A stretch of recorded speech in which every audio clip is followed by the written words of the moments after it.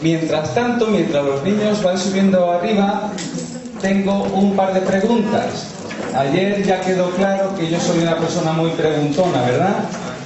Bien, pues hoy no puede ser distinto. La primera pregunta es la siguiente. ¿Hay alguien que tiene 17 años? Los mentirosos no entrarán en el reino de los cielos. A ver, ¿hay alguien que tiene 17 años? Justos. Ven, por favor.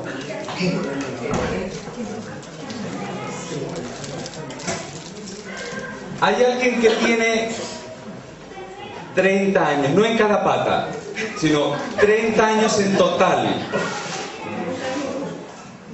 31, 29... 29.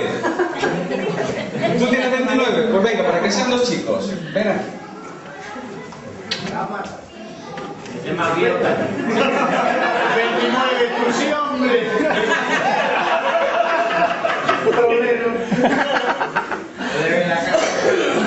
La predicación de hoy tiene que ver con una persona, ¿de acuerdo?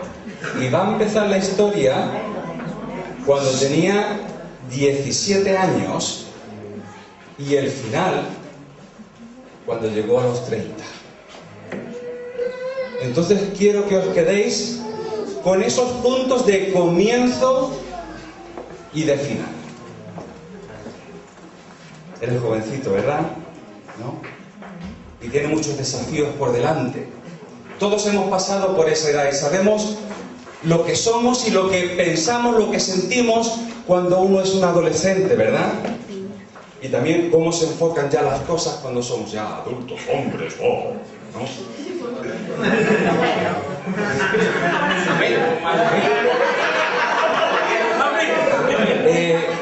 ¿Cuánto lapso de tiempo hay entre 17 y 30?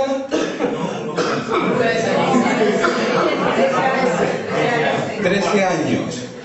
Son muchas semanas, son muchos meses, ¿verdad? Muy bien, pues muchas gracias. Podéis sentar.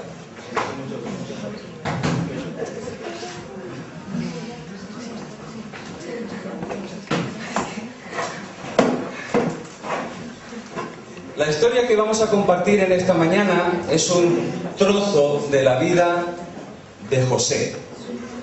¿Vale? Estamos hablando en el tiempo de estudio bíblico del personaje que es José.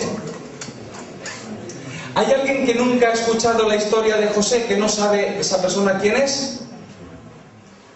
O sea, todo nos suena un poquito la historia de José. Me alegro.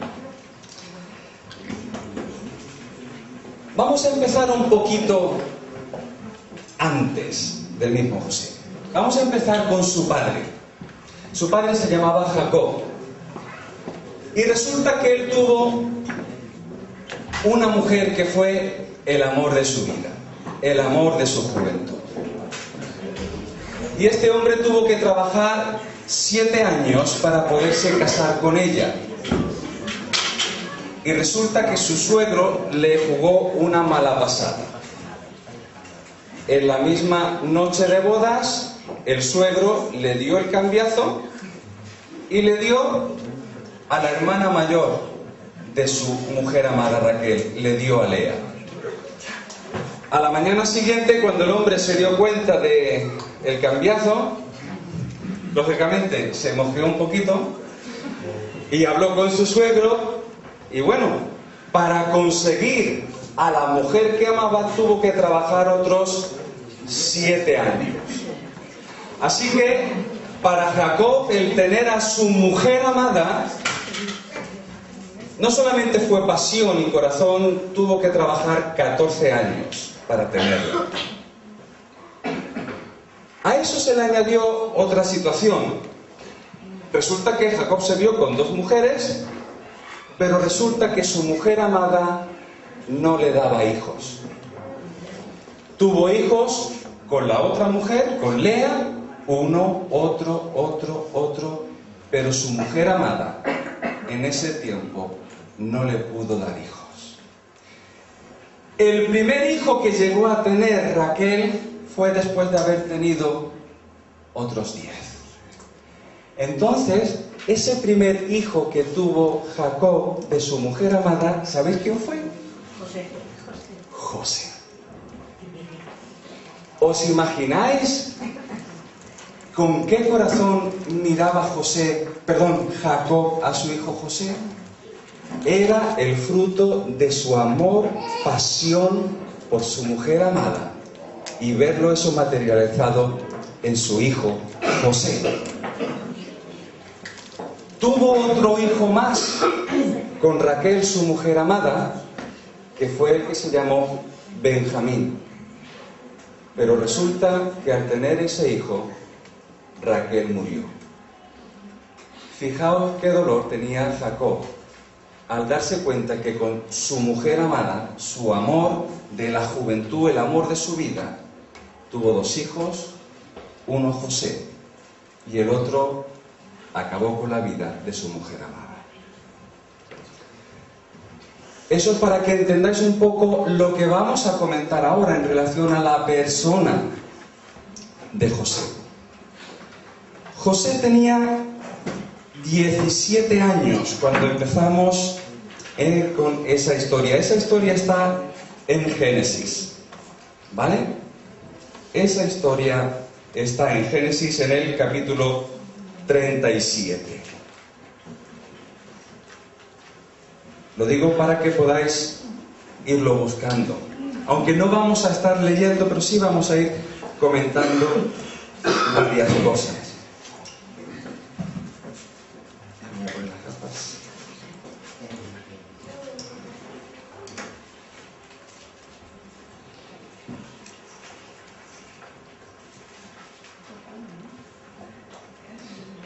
Esta es la historia de la familia de Jacob. José, siendo de edad de 17 años, apacentaba las ovejas con sus hermanos. Y el joven estaba con los hijos de Bilha y con los hijos de Zilpa, mujeres de su padre. E informaba José a su padre la mala fama de ellos. Y amaba Israel a José más que a todos sus hijos, porque lo había tenido en su vejez y le hizo una túnica de diversos colores. Una de las primeras características que se nos nombra de José es que era el preferido de su padre. Y os he explicado un poco el motivo, ¿verdad?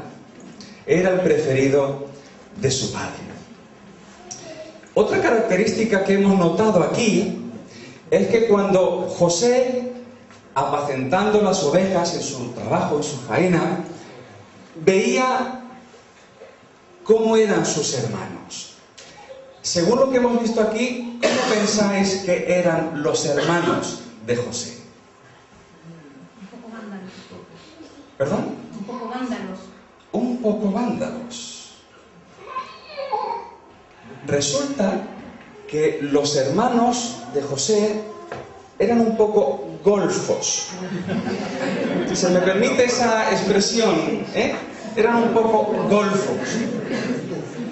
Y entonces José, no solamente como el niño pequeño que observa a sus hermanos, se da cuenta de que su forma de ser no es correcta, no es buena.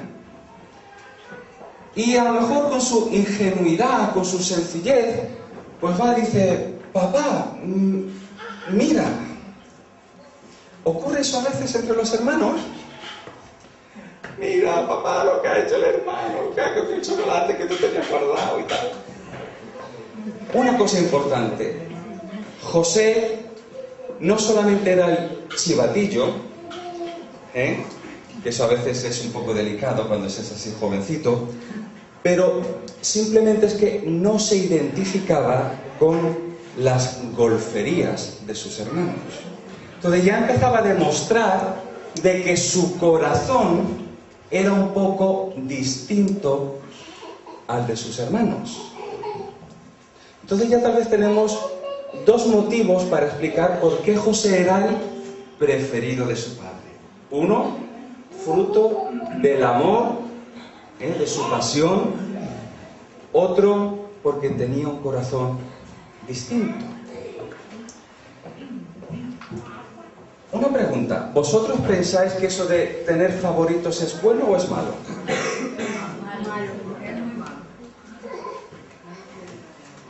Pues me voy a permitir lo siguiente. ¿Esto sí? ¿Conocéis a Jesús?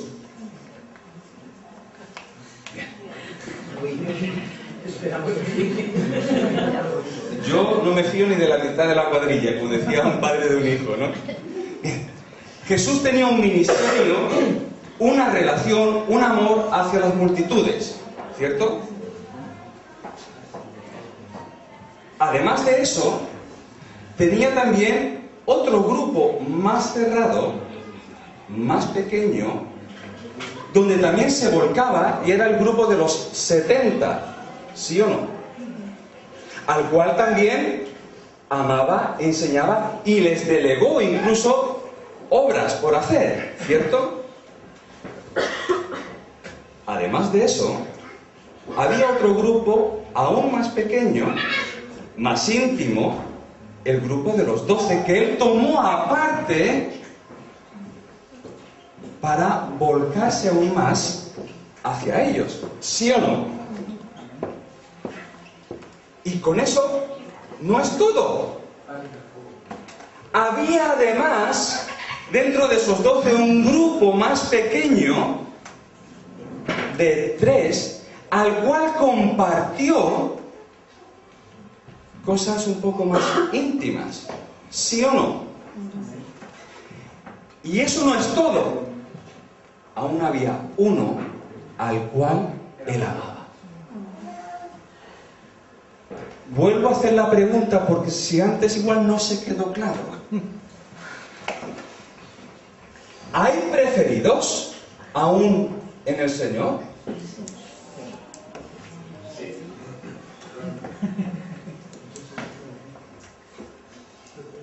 Es que esto determina mucho, ¿eh? Jesús tuvo relaciones distintas con personas y llegó a tener X preferidos.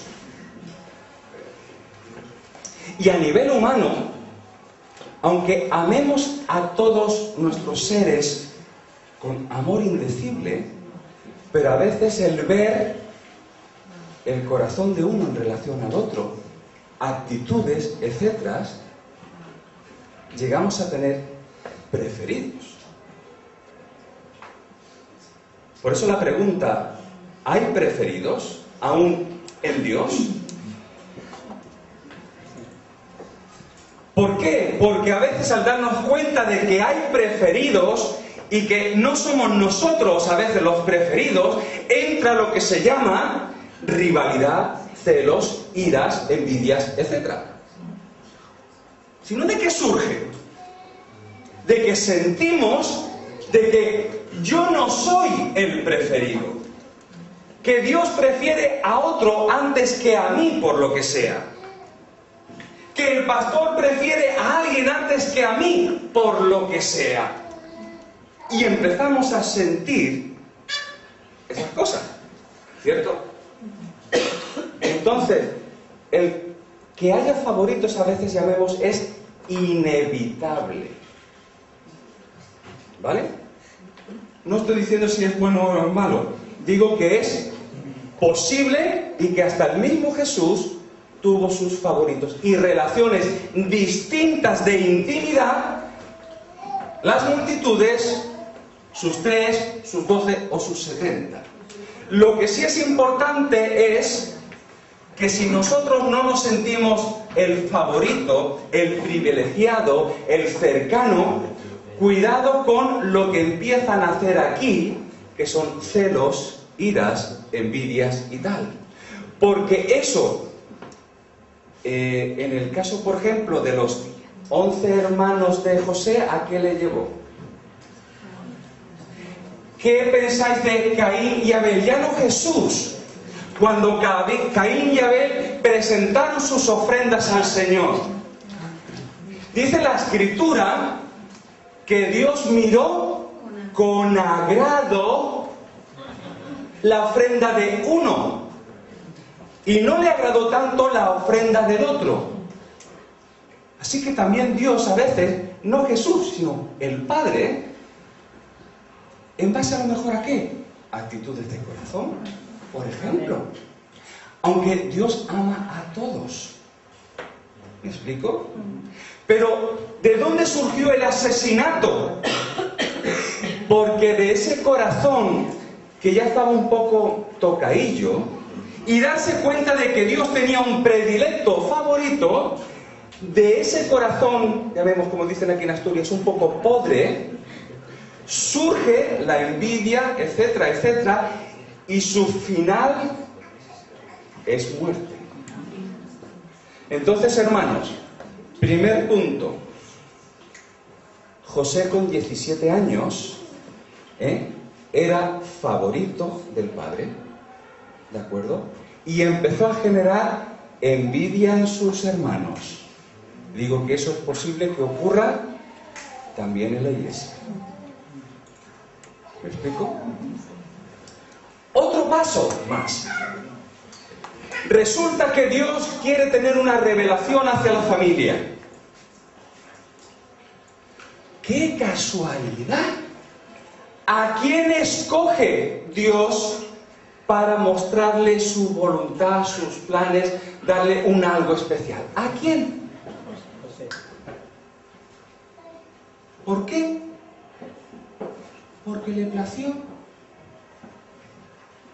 A lo mejor porque José tenía un corazón distinto a los otros. Pero ¿cabe la posibilidad? Cabe la posibilidad. Y ahí entonces Dios escoge también a José y le da lo que yo llamo el don, el llamado, el ministerio, la visión, una manera especial de revelarse. Y escoge en ese caso el sueños. Hemos cantado acerca de sueños y cuidado que vienen algunas más con eso que también hemos cantado. Resulta que Dios decide revelarse a José por medio de sueños y diciéndole: este va a ser mi manera especial de relacionarme contigo, de volcar mi voluntad y que tú puedas utilizar eso como tu don y ministerio. Así que también Dios escogió, tuvo como favorito a José de entre sus hermanos. Y ahí va José después de que Dios le da esos sueños, que lo comparte ingenuamente, tal vez tontamente. Yo a veces pienso, cuando tenemos esa edad, a ver, hemos dicho así jovencitos, Carlitos, ¿dónde estás? Una vez en Facebook vi allí, mira, me he comprado una guitarra, qué tal y qué cual, y mira, ahora tengo un bajo. ¿Lo habéis visto alguna vez?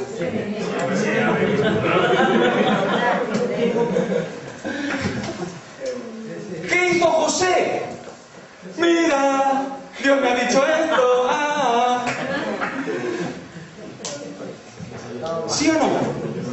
Son cosas que lo compartimos con ilusión, ¿sí o no? José, Dios tiene un detalle especial para él y lo comparte de esa manera. A lo mejor un poco ingenuo, a lo mejor con cierta picardía, y a lo mejor también el haber tenido Dios ese detalle con él le hizo ser un poquito orgulloso. Posiblemente. No lo afirmo, pero posiblemente. Así que José, era el favorito de su padre. Dios lo escogió a él para revelarse de una manera especial. Posiblemente era un poquito ingenuo o inmaduro por ser un adolescente, ¿cierto? Y posiblemente tenía algo de orgullo. Ya estamos situados. Hemos dicho que la envidia, los celos llevan a cosas catastróficas. Los hermanos deciden quitarse de en medio a José y lo venden. Lo venden como esclavo y llega entonces a casa de Potifar como esclavo. Su posición de favorito, fuera. Ya no es favorito, ahora es un simple esclavo. Y ahora empieza, pues como yo digo, como pinche de cocina, como fregasuelos, como burro de carga, un esclavo. Ahora bien, si leemos la escritura, dice, la mano de Dios estaba con él, y vemos una progresión en su vida hasta que llega a ser segundo en la casa de Potifar. ¿Qué tipo de actividades pensáis que estaría haciendo para llegar a esa posición? 1. No se quedó de fregasuelos, ni de pinche de cocina, ni de burro de carga. Empezó a desarrollar capacidades, habilidades, a asumir responsabilidades de gerencia, administración, trato con personas, planificación, organización, y que eso era una manera de ver que la mano de Dios estaba con él, y Potifar, que vio, le puso, dice, toda mi casa y mis campos lo dejo en tus manos. O sea, estaba administrando con autoridad en esa situación, ¿sí o no? Eso demuestra que él tuvo una actitud de desarrollarse y de asumir responsabilidades. Otro aspecto interesante es ¿dónde quedó su don o llamamiento en ese tiempo? Aparentemente, ese don, ese llamado que Dios le había dado de sueños, se quedó fuera. No nos hemos a veces puesto a pensar de ¿por qué lo que yo estoy haciendo ahora parece que no tiene nada que ver con el don o el llamado que Dios me dio? ¿Os lo habéis puesto a pensar alguna vez? Si yo tengo el llamado de ¿por qué ahora parece que mis desafíos van en otra línea? Nada en relación a mi don o llamado. ¿No lo habéis puesto a pensar nunca? En el caso de José, su crecimiento y desarrollo no tenía que ver con el mundo de los sueños. Tuvo que aprender relaciones con personas, administración, planificación, etcétera, para llegar a esa posición. ¿Sí o no? Una desconexión de el don que Dios le mostró y el papel que estaba teniendo en ese momento. Interesante. Si piensas que a veces Dios se ha olvidado de tu don o tu llamado y dices, esto no tiene nada que ver con, recapacita un poco por si Dios a lo mejor está planeando algo. ¿Vale? En el caso de José, quedó fuera. Y lo que él aprendió en ese tiempo es ser responsable, demostrar resultados, de tal manera que Potifar, dos cosas, podía delegar en él esas responsabilidades y podía confiar en él. Dos aspectos fundamentales. ¿Relacionado con la interpretación o con la vida de los sueños? No. Dos características fundamentales. Que se pueda delegar una responsabilidad. Dos, que se pueda confiar en esa persona. De tal modo que lo único que se le privó a José en esas circunstancias, ¿sabéis lo que era? La mujer del Potifar. La mujer del Potifar. ¿Sí o no? Lo único que no estaba a su alcance. Entonces, fijaos, ¿qué desarrollo no tuvo José desde los 17 años en esos primeros años de su vida? Recordad el jovencito que hemos visto. A veces pensamos que la gente joven, por ser joven, no puede tener las cosas claras. A veces es cierto. Pero, cuidado, no los sentenciemos desde un principio. Ahora bien, jóvenes, si queréis crecer y desarrollar, tener actitudes como las que tuvo José. Estuvo dispuesto a tener una visión superior, aún no relacionada con su llamado o su don, y a aprender a asumir responsabilidades, a ser eficaces, a que se pueda delegar en uno y a que se pueda confiar en uno. Eso fue lo que le ocurrió a José. Bien, hemos dicho que lo único que se le quedaba ajeno era la mujer, ¿verdad? Hemos dicho al principio que por lo que se veía había una diferencia entre el corazón de José y el corazón de sus hermanos, ¿vale? ¿Por qué la situación con la mujer de Potifar? Bien. Sus hermanos, vamos a hablar un poquito de sus hermanos para ver la golfería que tenían. Rubén, el primogénito de Jacob. Primogénito. Que en aquella época ser primogénito es yo soy el heredero de el clan. O sea, yo soy el jefe cuando se muera mi padre. Pues, fijaos, el corazón de Rubén. Se muere Raquel, la mujer amada de Jacob. Raquel tenía una sierva, que era Bilha. ¿Sabéis lo que hace Rubén, el primogénito? Va y desde mi punto de vista la viola. Se acuesta con la esclava de su difunta ama. ¿Y para mí qué significado tiene eso? Uno, como primogénito quería hacer una demostración de poder. Y no solamente una demostración de poder, sino además causar daño porque iba relacionado a la sierva de la mujer amada. ¿Vale? Rubén el primogénito. Vaya corazón, de los 12 hijos de Jacob. Otro, Judá. A veces cantamos, oh Jesús, el león de la tribu de Judá, como si la tribu de Judá fuera fenómeno. Vaya. Judá resulta que llega a tener una nuera, ¿vale? Se le muere el marido y resulta que un día andando Judá por ahí, si me permitís la expresión, ¡qué día más buena!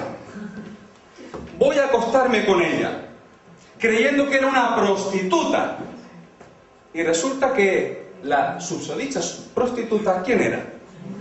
Su nuera.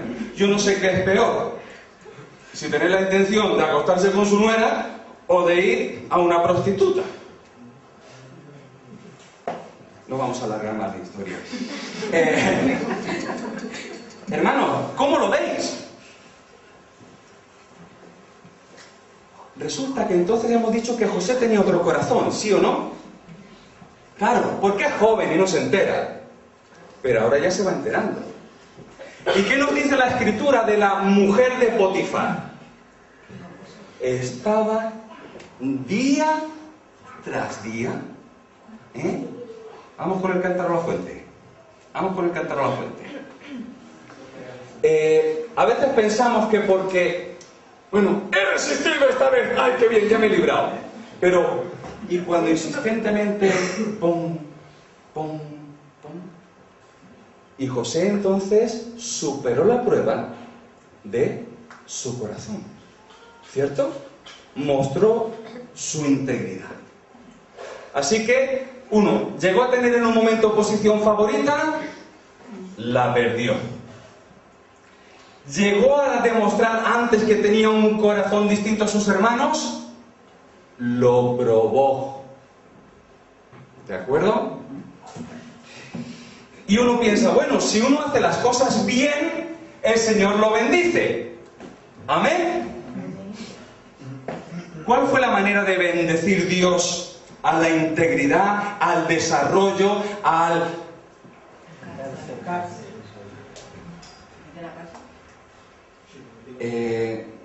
Juan Carlos, aquí hay parte de respuesta en cuanto a teología de la prosperidad. El Señor me está bendiciendo, yo soy un íntegro y me va de bien a mejor. ¿Le pasó eso a José? ¿Había vuelto a tener posición favorita? Y ahora la vuelve a perder. Y ahora el nuevo estado, ¿cuál es? Cárcel. Yo no sé a vosotros, pero si uno pasa por situaciones así, uno empieza a decir, Señor, ¿te aclaras o no te aclaras? No lo entiendo. No sé cómo el uno buscar el bien tiene estas consecuencias. Había leído de que, Señor, si hacemos las cosas bien, tú nos prosperas y tú nos bendices. Y esto va al revés. Y se ve otra vez privado de posición privilegiada. Y ahora se encuentra con una situación. Y va a tocar el segundo aspecto negativo de José. En casa de Potifar valía la pena esforzarse, tomar actitudes positivas, desear crecer, porque total estoy en un ambiente, ya vemos, bueno, estoy en la casa de un señorito, ¿cierto? Ahora bien, cuando aún eso se le quita a uno y ahora queda, digamos, en lo más bajo, ¿no pensáis que José podía pensar, ¿por esta chusma vale la pena esforzarse? A ver, ¿qué pensáis vosotros? Es una posible pregunta. ¿Cuántas veces decimos, si vienen 4 a la reunión, ¿para qué? Sí, claro, si yo tuviera una posición importante, valdría la pena el desarrollar, el crecer, el asumir responsabilidades, pero esta gente no se entera. ¿Qué es lo que se está tratando allí? Orgullo.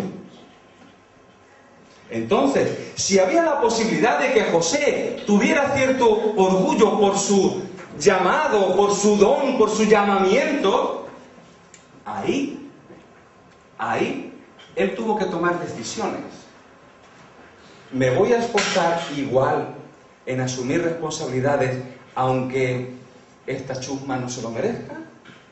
¿O voy a quitarme eso y voy a trabajar igual y me voy a esforzar? Así que son decisiones que él tuvo que tomar. ¡Y qué casualidad! No tenía nada que ver con su llamado, con su don de sueños, etc. Y yo creo que José estaría diciendo otra vez por algo que... ¿Qué pasa con lo que tú me dijiste, Dios mío? Me veo aquí en otra situación que... ¿Cabe esa posibilidad de que lo pensara? Pero él asumió su responsabilidad. Y dice que siguió creciendo de tal manera que se hizo el responsable dentro de la cárcel. ¿Vale? Entonces me gustaría simplemente que se pudiera analizar lo siguiente. A veces nuestras circunstancias parecen ir de mal en peor. José empezó siendo hijo, siendo libre, teniendo posición privilegiada, ¿cierto? De ahí sus circunstancias cayeron a ser siervo, ¿cierto? Privado de libertad, ¿de acuerdo? Y aunque llegó a ser un favorito también, pero favorito dentro de una esclavitud. Y las cosas no se quedaron ahí, sino fueron todavía de mal en peor. Perdió el estar rodeado de un entorno, pues, de señoritos, a ser un simple esclavo, privado de libertad, etc. Así que, hermanos, si tú te estás preguntando, igual que a veces me lo pregunto yo, ¿por qué mis circunstancias aparentemente van de mal en peor? ¿Es que he perdido el tren? ¿Es que Dios no...? En el caso de José, sus circunstancias fueron de mal en peor, aunque lo que había allí es un progreso interno y el tratamiento de Dios de inmadurez, falta de responsabilidad, posible orgullo, etc.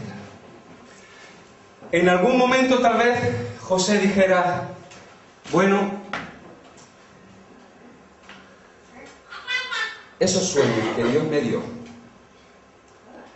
más vale que me olvide de ellos. Hemos cantado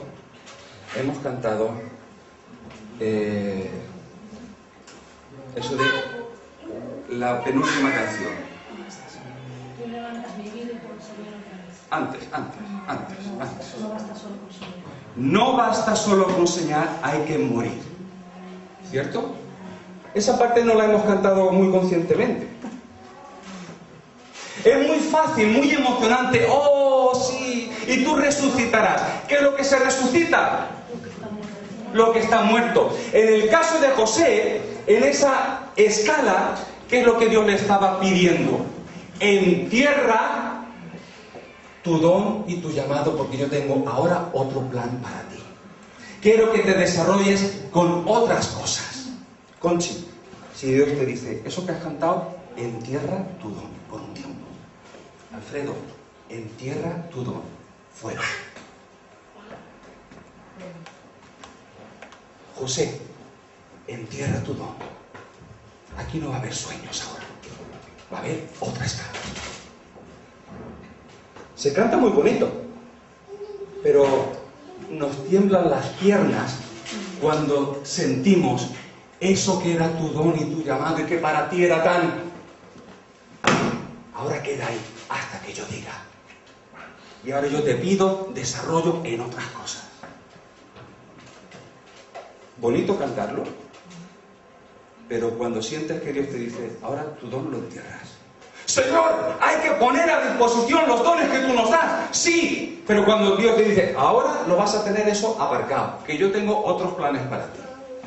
Eso ya no es tan bonito. Eso ya no es tan emocionante. Hay decisiones que tomar. Hay que levantarse con una serie de actitudes. Hay que aceptar otros desafíos que no tienen nada que ver con eso. Y cuando uno se siente morir en su don, en su llamado, no saltas de alegría, hermano mío. No saltas, porque ves que eso que tú anhelabas está echado a un lado. Eso lo experimentó José. El camino de Dios era, aparte de eso, ese don, ese llamamiento. Y estando en esa cárcel, aceptando los desafíos del Señor, entran dos personajes, el panadero y el copero. Y en una mañana empiezan a decir, oye, que yo he soñado tal y cual. Y el otro, ay, pues yo también. Yo me imagino los ojos de José abrírsele como platos. Hablan de sueños. Eso me suena a mí de algo. Recuerdo que Dios me hablaba a mí en sueños y me dio la capacidad de utilizarlo eso para algo. Cuando sentimos, ay, como que Dios nos da otra vez una oportunidad de avivar el fuego del don que está en ti. Y uno parece que coge ilusión otra vez de, eso no estaba muerto, Dios lo está volviendo a traer. Y entonces llega José y dice, que yo entiendo de eso, que eso de los sueños, Dios está ahí. Y Dios lo usa. No estaba muerto, estaba vivo, pero estaba aparcado. Le revela entonces los sueños al panadero y al copero. Y una cuestión interesante. Cuando uno siente que ese don que Dios le ha dado vuelve a la vida, uno intenta tirar de los hilos y abrir puertas. ¿Sí o no? Que el Señor tal, y yo soy bueno en esto. Oye, a ver si uno intenta autopromocionarse. José lo intentó, ¿sí o no? Cuando habla con el copero le dice, oye, que esto y esto y esto, vale, eso es don de Dios, que es Dios el que interpreta, pero échame un cable, sácame de aquí. ¿Pensáis que José estaba contento en la cárcel?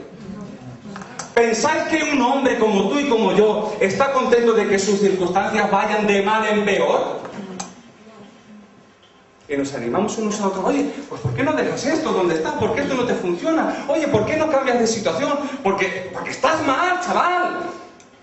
Como si uno no tuviera ganas de dejar esa situación de la cárcel. ¿Pero qué tuvo que aprender José? Que uno no puede abrir las puertas de la cárcel desde dentro. Lo intentó utilizar ese don que Dios le había dado, ese llamado, pero las cosas no funcionan así. ¿Qué es lo que le ocurrió? El copero sale de allí, José se queda dentro, diciendo, dentro de nada, me llaman. ¿Qué ocurrió? El copero salió, el panadero se lo cargaron y el copero se olvidó. Hermano, ¿cómo te sientes cuando tú intentas que otros te ayuden para salir de tu situación y ves que pasan y se olvidan de ti? ¿Cuánto tiempo pensáis que estuvo José esperando la respuesta? ¿No lo sabéis? ¿No lo sabéis? Pues vamos a mirarlo.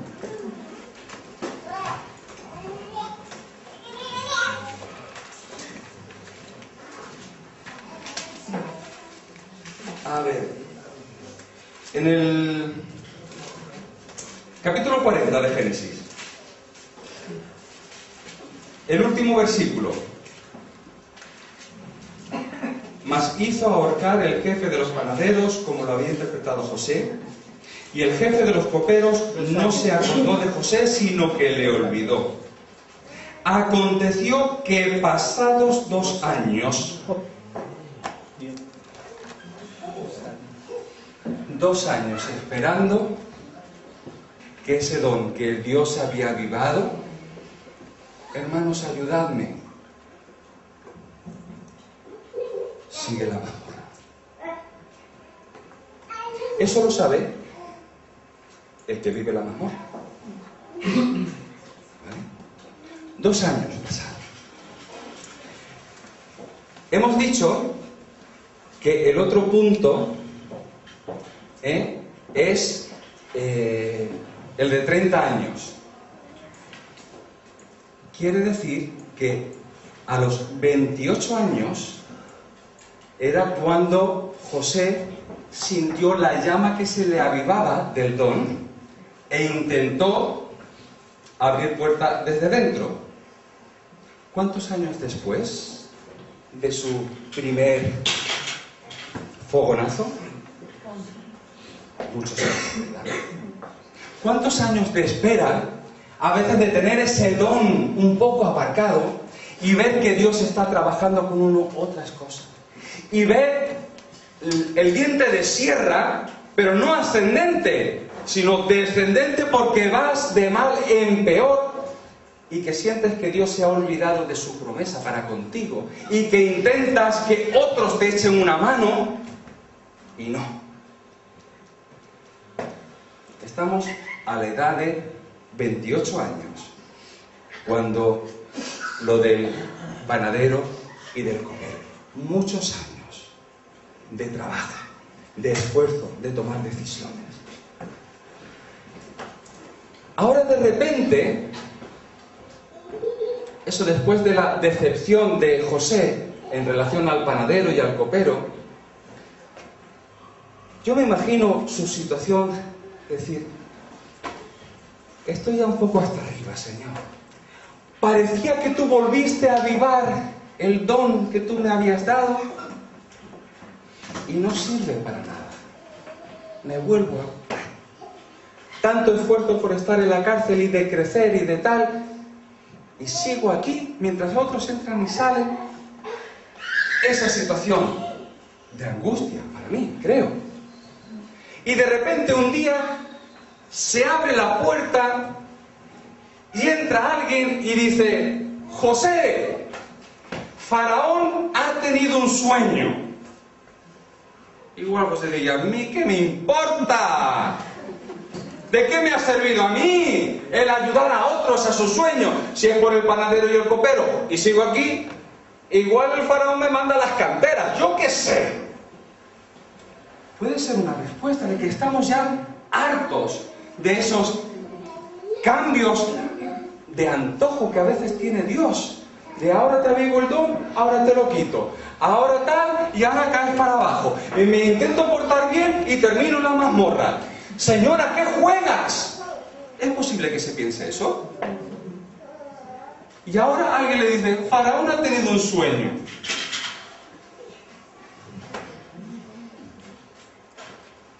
O igual, otra oportunidad. Oh, pero Faraón. Sea como sea, el caso es que no le quedó otra. Porque le dijeron, sí, Faraón ha tenido un sueño, pero le han dicho que tú sabes del tema. ¿Cómo elude uno la responsabilidad o la llamada de cuando alguien grande te dice, ven para acá? Sea como sea, José se presenta ante Faraón. Y entonces allí, Faraón le cuenta el sueño y José vuelve a decirle a él lo que le dijo al panadero y al copero. ¿Qué es?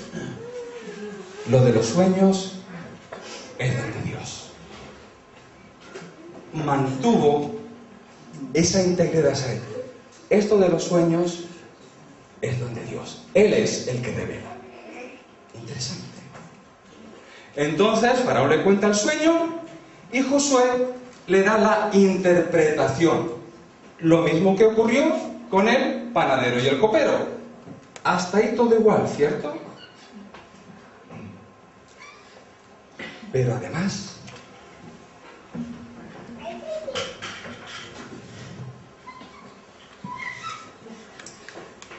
vamos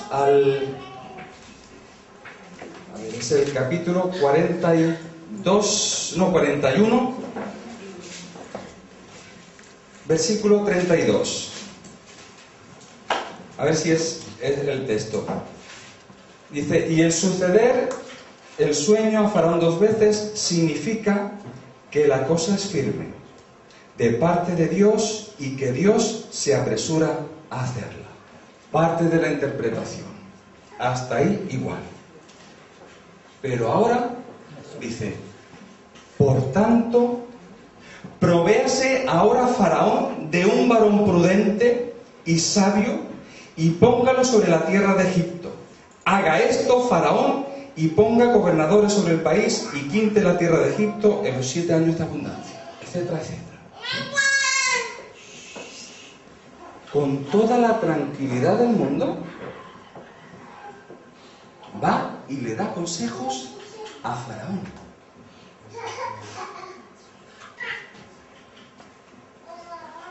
Y yo pregunto, esos consejos y esa sabiduría, ¿quién se lo dio?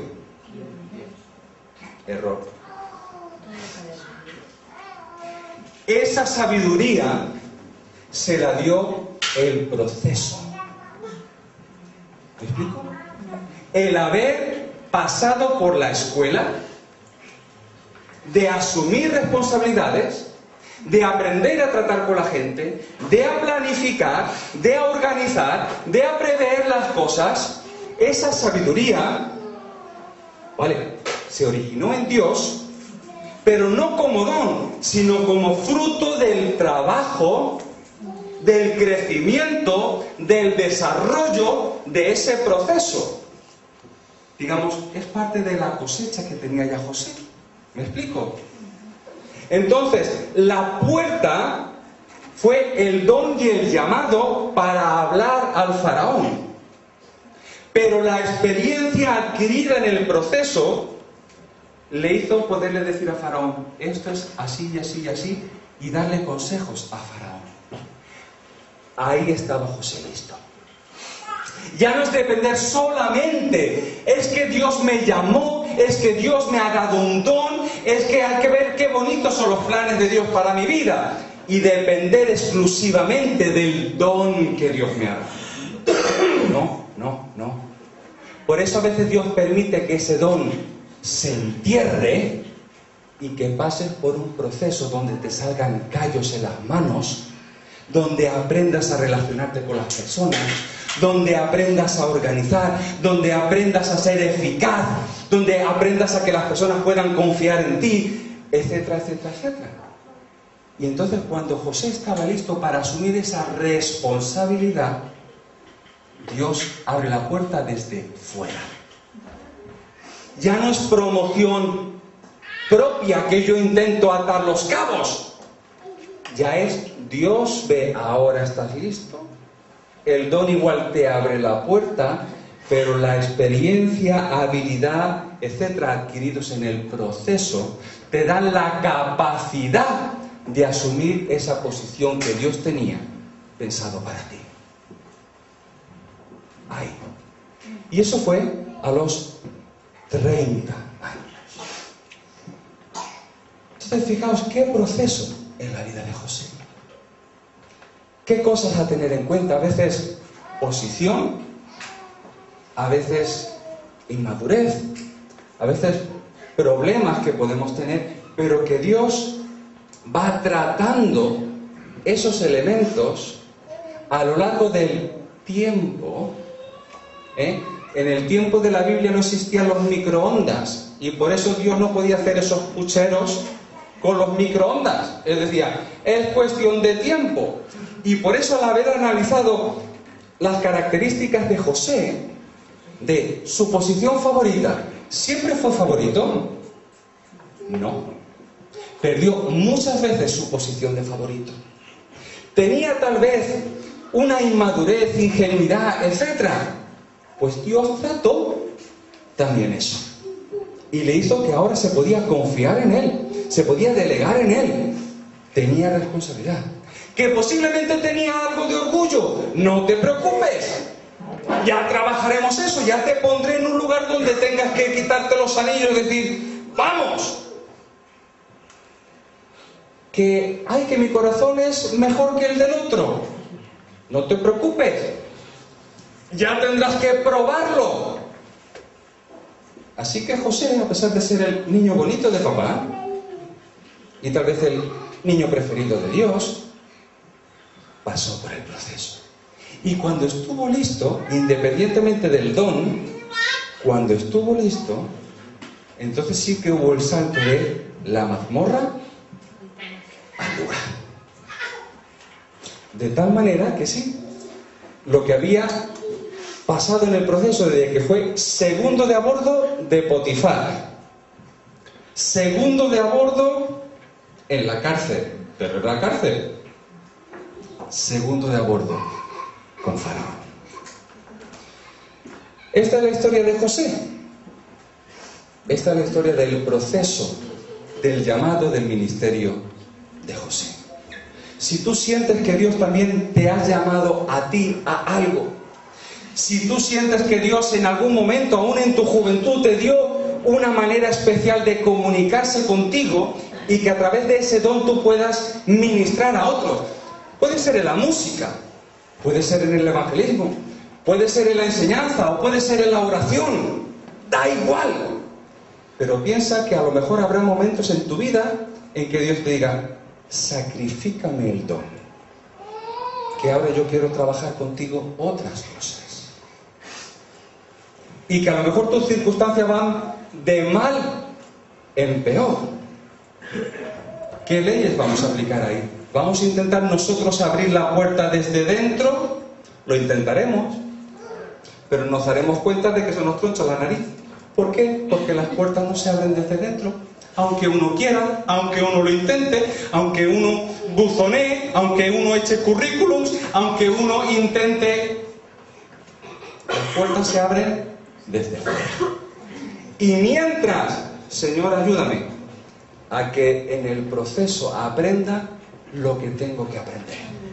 Que a lo mejor no está tan relacionado con mi don y llamamiento, pero a lo mejor tengo que aprender a relacionarme con las personas, a planificar, a organizar, a supervisar, no sé.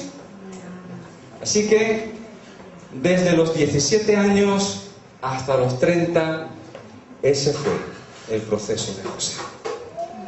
Así que eso que hemos cantado de no basta con soñar, y soñamos, hay que, ¿cómo es la frase? Hay que morir. No basta solo con soñar, es necesario Es necesario morir. morir. Eso no nos gusta. ¿A quién le gusta eso?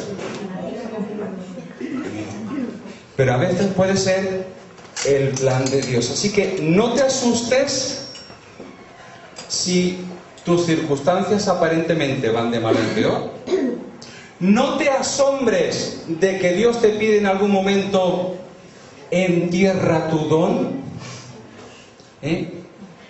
y acepta el desafío de aprender lo que Dios quiere que aprendas. Y al final, los sueños se cumplen. José después vio como sus hermanos estaban allí, su familia, se cumplió el sueño de Dios. Pero tuvo que pasar por el proceso de Dios. Espero que esta, se puede decir, narración de cuento, porque en realidad ha sido como un cuentacuentos, ¿verdad? Hemos leído poco de la Escritura, aunque creo que ha sido bíblico, espero, ¿no? Si no ha sido bíblico, pues mal asunto. Pero espero que sobre todo nos ayude a ver la realidad donde cada uno de nosotros podemos estar. Porque lo que está en la Escritura, eso es la técnica, qué bendición. Lo que está en la Escritura tiene que ser para nuestro provecho, para ayudarnos a interpretar las cosas que nos rodean. ¿Vale? Así que ánimo, que los sueños se cumplen, tal vez no cuándo ni cómo nosotros esperamos. Hemos cantado que Dios es fiel, pero también hemos cantado que hay que morir y que Dios resucita. Así que ánimo, porque eso es posible. Dios es fiel. Amén. Amén. Amén.